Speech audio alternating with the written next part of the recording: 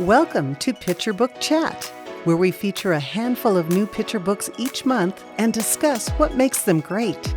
Whether you're a parent, caregiver, or teacher, you're bound to find some wonderful reading suggestions from librarians Mary Ellen Brax and Sheri Boggs.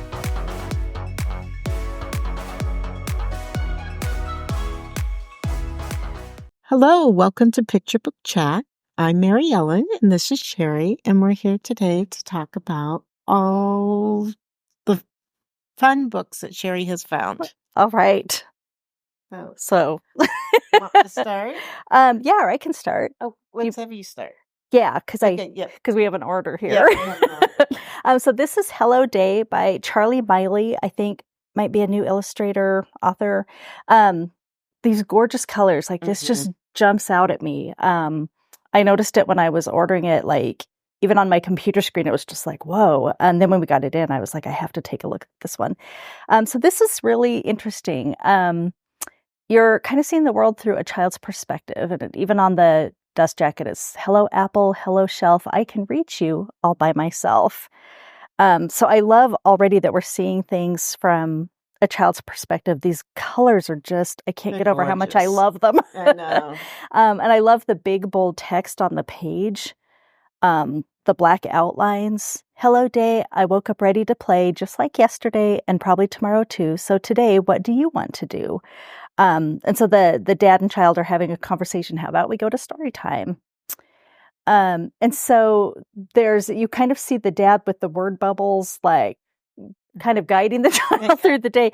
And the child is just like, hello apple, hello left foot, hello right. I'm getting big, you're getting tight. So you're kind of, as you're going through the book, there's a narrative of trying to like get to the library.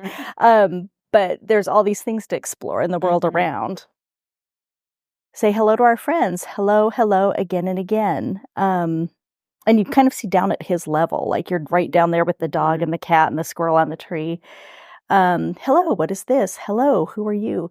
So this is kind of the point in the book, and we can talk about this more, but I started to feel like if I were a kid in an audience listening, I would completely be losing the thread of the narrative here.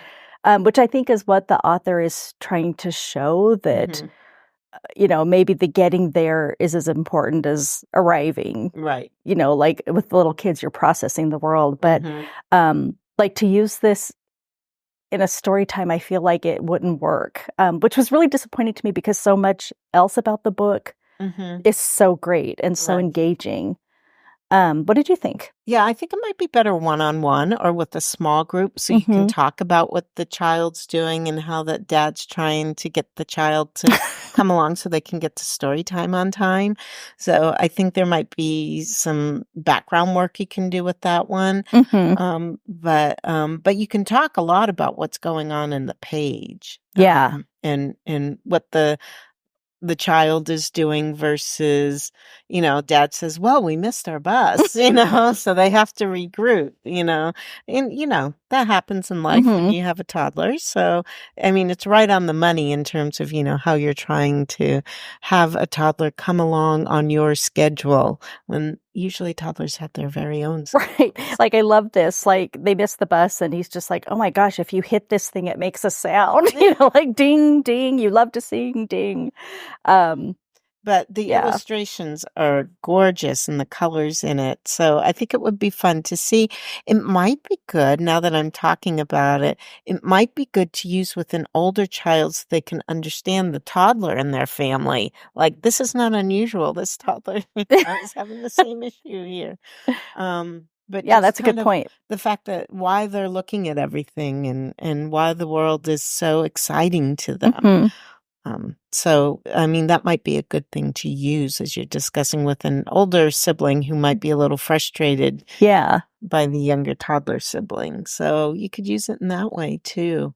I do love that they talk about the library and story time. So that's always a good thing. And it has some rhyming in it too. So, I'm just laughing at this page because they're distracted by all these sweet treats in the window, and the dad's like, "You've got to finish your apple." And I just love this simple little frowning eyebrow. Yeah. No. You got to finish what you have first. So yeah, I think you could do some things with this, but it might not be apparent when you first pick up the book. Yeah, I think that's true, because the more time, I mean, even as we're talking and I'm looking through this, the more time I spend with this, the more I appreciate what it's like. It's really clearly, the dad's on an agenda and the child is just taking the world as it comes. Yeah. Which is a good It's point lovely for us to bring out. You should always read your books entirely through first before you read them to kids, just so you get the language. There's no surprises at the end. Yeah. So this one might be one you want to read through first to kind of get the feel of it, and then read it. But yeah, I mean, there's just simple things in here, like they're sitting and they're waiting, and they're saying hi to people along the way. Yeah. He wants to go to the playground, Oh, and I love this. I just like again, I'm just noticing all these new things, but I love at the end the dad turns it over to the child. Playground? Okay, well, you lead the way. Yeah. Like he's kind of just like, I give up. Yeah. We're on your schedule today. Yeah. And then it ends with them looking at the ground and figuring out what's there all around them with the slide in the background. So, yeah, I mean, I liked it, but it's one that'll, you wouldn't just pick this up in the library and read it without reading through it first, because it's got a flow to it that's different than most books. Yeah, definitely. So that's Hello Day by Charlie Mylie. And there's the code on the back if you'd like to place a hold. All right, what's next, Mary Ellen? Oh, this one was a fun one, just like Millie. And so this is, it's Lauren Castillo.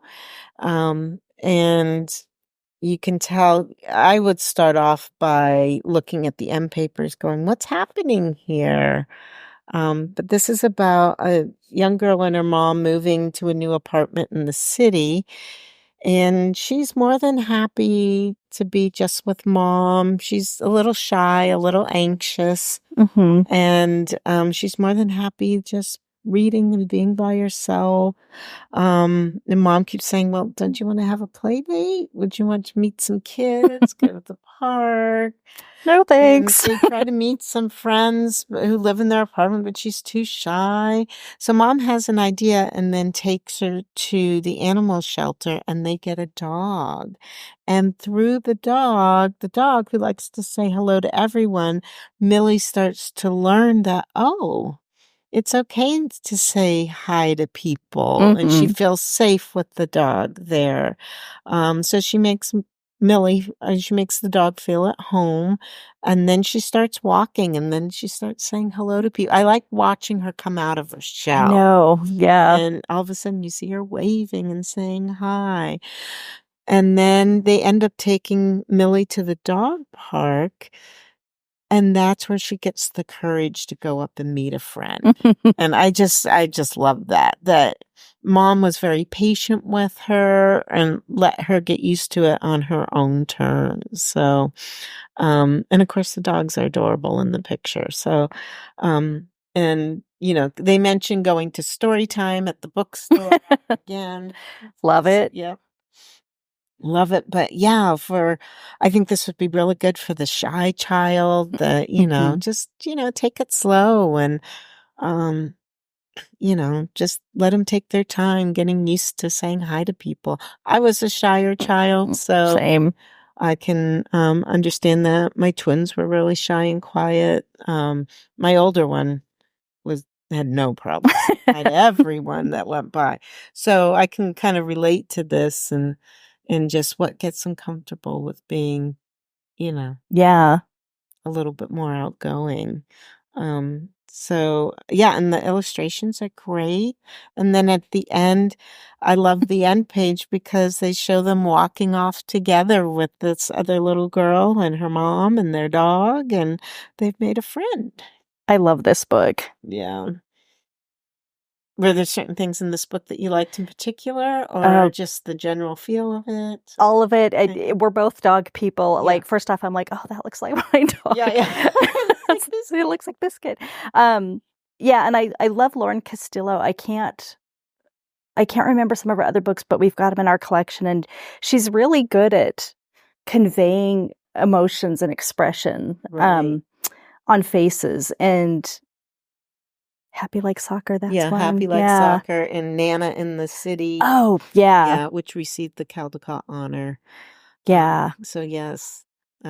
That's funny because we just got in Nana in the Country, which is like the sequel to Nana in the City. Oh, and fun. I think I've got that on the docket for an upcoming picture book chat. So you can tell I really love this author-illustrator. Right. But I love this neighborhood. I love the diversity in it. I love the big old brownstones. And I love that. I love the intelligence of the mom to kind of recognize, I've got this introverted child. What can I do to help her get out of her shell? And like she seizes on the idea of a rescue dog. And I love that because you see the little girl, like she's introverted, but she's able to think in terms of like, I don't want my little dog to be scared, so I'm going to give him a stuffy. Yeah. And so she starts to really, in her caring for the dog, she, notices that how the dog adapts to a new environment. And I think that that's so helpful for her. Yeah. I just love the way she conveys the curly hair. Like just the art is fantastic. And it's great. I see this using this in a classroom, definitely, because we've got a few introverted kids. I think it kind of creates some empathy for that child. Yeah. So that other kids may see that and say, oh, okay, well, I'll just proceed, slowly, but still talk to them. Because a lot of times when kids are shy, then other kids just don't come up and talk to them. But this way, it might give them some empathy for that child, and they make sure to say hi and get them used to saying hi to each other. And then before you know it, maybe they'll be playing together. So I love the little details. Like I just noticed this little kid has an Ernie sweater. Yes. Like I love that little nod to Sesame Street. Yeah. Yeah. That's so great. So I thought this was a really fun one, just like Millie. And then on the back, here's the barcode, and you can use that to put a hold on it. All right. Not Just the Driver by Sara Holly Ackerman and Robert Neubecker.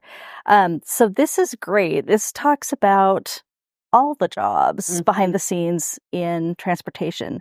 So it starts out, who makes buses rev and go through detours, gridlock, storms, and snow, block by block, who smooths the journey, potholed, hilly, twisty, turny? It's not just the driver. Bus mechanics peer inside to check if you can safely ride. Brake repair, avoid disaster. I love that you've got a diverse mechanic shop here. Who takes care of cargo loads, so we move to truckers. It's not just the trucker, so they talk about the warehouse, like the loader's lift. You see the people with the forklifts, people with clipboards. So I love that it talks about all of the things behind it, because kids love transportation. They love ships, subways, trucks, trains, all of it. But there's lots of other jobs you can do in that field. You see the people working on the tracks. Great diversity. I love the rhyming text, and that you get a lot of vocabulary in it too. Right. Like you learn a lot of jobs. Yeah. Looking at this. You do. Ticket agents. And that'd be fun to ask kids at the end, what would you like to do? Yeah. Which job looks most fun? Yeah.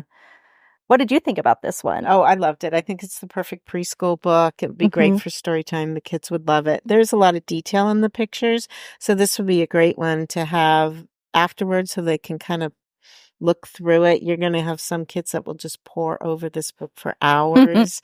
And the rhyming in it just really, I think it reads really smoothly. And my first look was this morning on this book, but I just fell in love with it right away. I love the diversity in the setting. And you can see every form of transportation in here. And so I think the kids will really love this. too. But yeah, the colors in the book kind of really stand out to me too.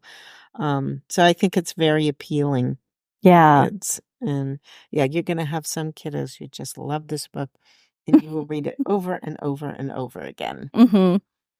Yeah, and there's a lot going on in the backgrounds of things. Like this page, not as much, but like the ones, like the city ones in the subway and stuff, you know, just like looking at all the different people on the platform. Well, I like this one where it shows the boat in the water, the bus and the truck along the road. Then you see the train and then you see the subway. So yeah, I think, you know, there's a lot of different perspectives in here. Oh, and I love at the end, you can kind of review like, do you remember what this person does? Yeah. You know, that guy's got a socket wrench. What's that all about? And I love the teamwork helps the world to move. And so that it's, you know, takes a lot of people to make things move around our country. And then there's an author's note at the back about the people who drive the vehicles, but it's just, remember, it's not only them. So yeah, I really liked it. And I like this ending page where the tow truck is going off into the sunset. My work is done. Yeah, done for the day. So yeah, that's gonna be a big hit. Yeah, definitely. Story time, do you think? Yes. Yeah. Yeah. I think that'd be a good one. So that is Not Just the Driver, and here's the code on the back if you would like to scan it and place a hold. Yes. All right. Our last book, Mary Ellen. I know. And I just got a first look at this one this morning, too. All Aboard the Alaska Train. This is gorgeous. And it's about trains. We always have these kids that come into story time, and the first thing they ask us, do you have more train books? So I think this will be perfect. The end papers are gorgeous. Gives you a little hint of, you know, what might be included in this book. But it's all about the Alaska train. And again, it's another rhyming one here. And it's about all the animals they see along the way. And like I said, you can tell this is just gorgeous. The illustrations here. Buffalo, otter. They talk about what they're doing. And then I love that all of a sudden you see animals are on the train with them, with all the people. Again, you've got a diverse population here too, between the humans and the animals. It's very diverse. And you've got some good sounds going in here. You've got some repetition, chugga chugga, clickety clack, which the kids could join in with you. And then you can talk about all the animals in here. The grizzly bear. And yeah, just going through, like there's some great perspective. So here's the train going up the mountain, and then they all get out to help push, which I just thought that was great. And off they go again. But the colors in this are just amazing. Oh, and you get the Northern Lights. And so this is going to be, I think, I wouldn't be surprised if you got kiddos that ask for this book every time they come in. And then there's chaos at the train station. But at the back, they tell you more about the Alaska train and then all the parts of the train. So your train enthusiasts will love this page, and they'll be asking you, okay, what is what here? Tell me more. And then they have a special thanks page here. So I just thought this was gorgeous. And a great one for that. Just your preschool story time. It will be great. Yeah. And there's lots to talk about in the pictures. You can come up with all sorts of questions. You could use it counting. As counting, nature unit. It has some great STEM in it too, with the train moving and how it goes up the hill and or the mountain, I should say. And different, great vocabulary with different animals like caribou and so yeah, I think this will be a crowd pleaser. Yeah, that's the word I was looking for.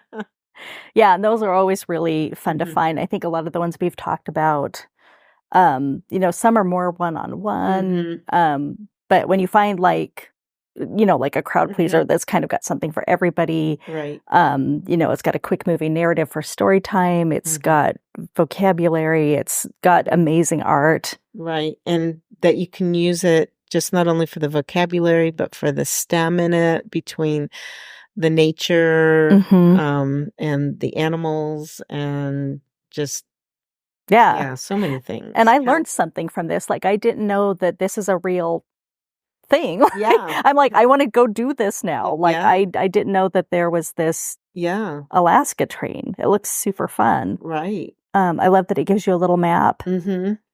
Yeah, where it starts and where it ends. Yeah. And it looks like it's a pretty long distance. I don't know. Yeah. And it started running in 1903 to carry goods and passengers across the territory of Alaska. Yeah. So that's amazing. Yeah, it really is. Mm-hmm. Yeah, and I love the colors of the train. The other thing that I was noticing about this, in my head, and I know this isn't true. I know Alaska is not covered in snow all the time, but I think of it as a very wintry place. So I love seeing this kind of bright, springy, summery colors. Yeah. And all the nature is out. I love that this is kind of a view of Alaska we don't always see in kids' books. Right. Right. We don't even see a lot of like picture books about Alaska. We've got like nonfiction. So it's fun to have something very unique to that area. Yeah. Definitely. That's a good one. Yes. Great one. So again, that was All Aboard the Alaska Train. Here is the barcode on the back to get to our catalog so you can place it on hold for your train enthusiast in your family. And thank you for joining us for Picture Book Chat. Have a great day. We'll see you next time. Bye.